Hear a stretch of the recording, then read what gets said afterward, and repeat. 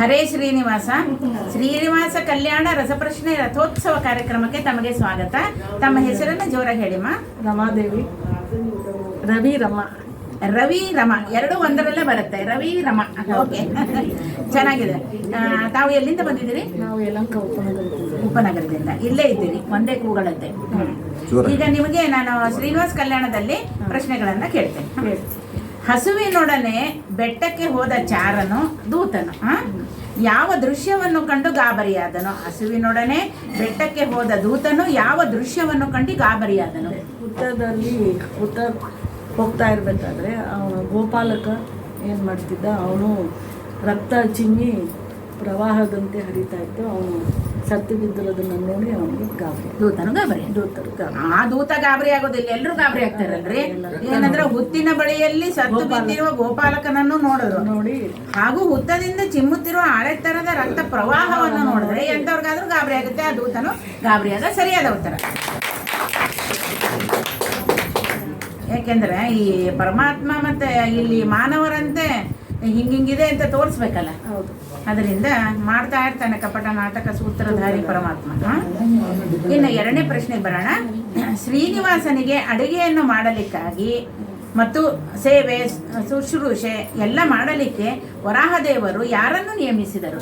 Bakuladevi. Readymade ಬಂದ್ಬಿಡ್ತು. ಶ್ರೀನಿವಾಸನಿಗೆ ಅಡುಗೆಯನ್ನು ಮಾಡಲಿಕ್ಕೆ ಸೇವೆ ಇದು ಎಲ್ಲ ಮಾಡಬೇಕಲ್ಲ, ಅದಕ್ಕೋಸ್ಕರ ಬಕುಲಾದೇವಿಯನ್ನು ನೇಮಕ ಮಾಡಿದರು. ಮೂರನೇ ಪ್ರಶ್ನೆಗೆ ಹೋಗ್ಲಾ?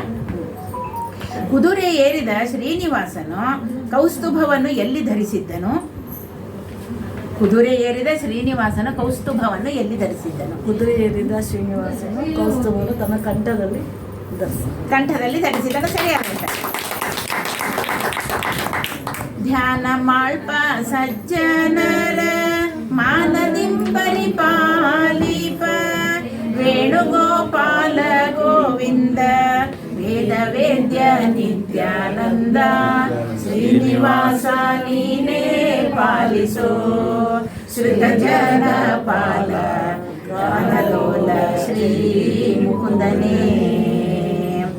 ಎಷ್ಟು ದಿನ ಕಷ್ಟ ಪಡುವುದೋ ಯಶೋದೆ ಕಂದ ದೃಷ್ಟಿಯಿಂದ ನೋಡಲಾಗದೆ ಮುಟ್ಟಿ ನಿನ್ನ ಭಜಿಸಲಾರೆ ಕೆಟ್ಟನಾರ ಜನ್ಮದೋಳು ದುಷ್ಟ ಕಾರ್ಯ ಮಾಡಿದಾಗ್ಯೂ ಇಷ್ಟನಾಗಿ ಕೈಯ ಪಿಡಿಯೋ ಶ್ರೀನಿವಾಸ ನೀನೇ ಪಾಲಿಸೋ ಶ್ರುತ ಜನ ಪಾಲ ಗಾನಲೋಲ ಶ್ರೀ ಮುಕುಂದನೇ.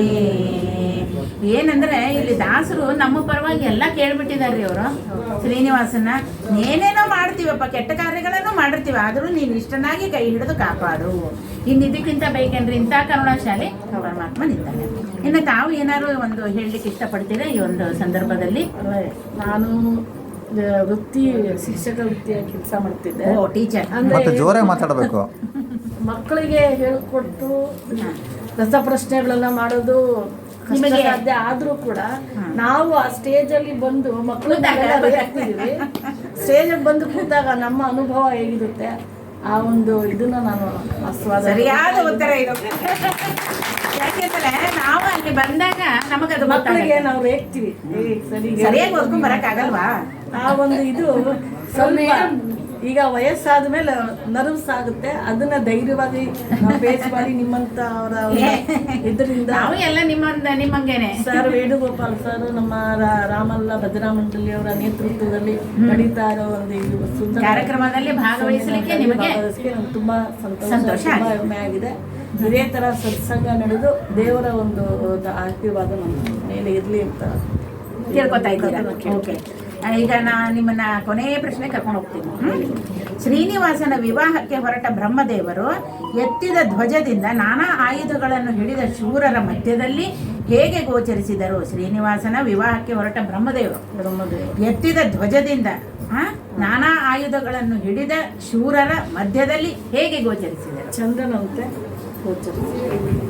ಮತ್ತೆ ಸ್ವಲ್ಪ ವಿವರಣೆ ಮಾಡ್ರಿ. ಅರೆ ಎಂತ ಚಂದ್ರ ನಕ್ಷತ್ರಗಳ ಮಧ್ಯದಲ್ಲಿ ನಕ್ಷತ್ರಗಳ ಮಧ್ಯದಲ್ಲಿ. ಚಂದ್ರ ಏನ್ ಚೆನ್ನಾಗಿ ಕಾಣಿಸ್ತಾನಲ್ವಾ, ಹಾಗೆ ನೋಡ್ಲಿಕ್ಕೆ ನೋಡ್ರಿ ಆಕಾಶದಲ್ಲಿ ನಕ್ಷತ್ರಗಳ ಮಧ್ಯದಲ್ಲಿರೋ ಚಂದ್ರ ಹೇಗೆ ಗೋಚರ ಆಗ್ತಾನೆ ಆ ರೀತಿ ಗೋಚರಿಸ್ತಾ ಇದ್ರು ಬ್ರಹ್ಮದೇವರು.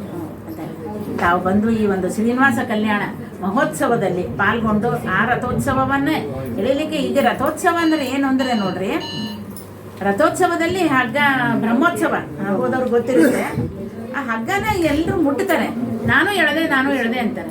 ಯಾರು ಹೇಳಿದ್ದಾರೆ ಅದನ್ನ? ಬ್ರಹ್ಮದೇವರು ಹೇಳಿದ್ದಾರೆ. ಅದಕ್ಕೆ ಬ್ರಹ್ಮೋತ್ಸವ ಅಂತ ಹೇಳೋದಲ್ವಾ. ಆ ರೀತಿ ಈ ಒಂದು ಕಾರ್ಯಕ್ರಮದಲ್ಲಿ ಬಂದು ತಾವು ಪಾಲ್ಗೊಂಡಿದ್ದಕ್ಕೆ ತಮಗೆ ವಿದ್ಯಾಲಯ ಪರವಾಗಿ ಧನ್ಯವಾದ.